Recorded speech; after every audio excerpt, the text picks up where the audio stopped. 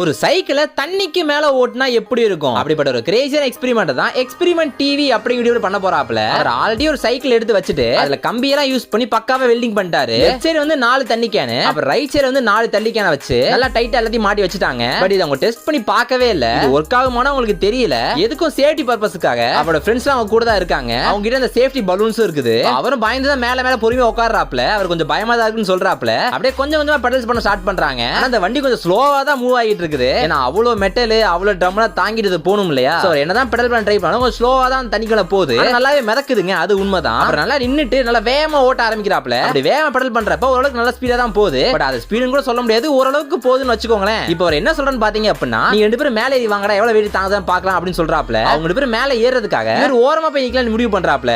ஓரமா போய் நிக்கிறேன் அப்படிங்கிற பேர்ல பேலன்ஸ் பண்ண முடியாம தண்ணிக்குள்ள போய் விழுந்துட்டாருங்க. அப்புறம் இன்னொருத்தர் கஷ்டப்பட்டு மேலே ஏறி போய் உட்காந்துட்டாப்ல. அப்புறம் பின்னாடி இருந்து ஒருத்தர் ஏற ட்ரை பண்றாப்ல. ஆனா அவர் ஏற ட்ரை பண்றேன் அப்படின்னு மொத்த சைக்கிளை சாச்சி விட்டு உட்கார்ந்து இருந்தவரை கீழே தள்ளி விட்டாரு. அப்புறம் கடைசியெல்லாம் ஜாலியா அங்கேயே குடிச்சு என்ஜாய் பண்ணிட்டு அவங்க வீடு கிளம்பி போயிட்டாங்க. அப்படி நீங்க லைக் பண்ணி சப்ஸ்கிரைப் பண்ணிட்டு போயிருங்க.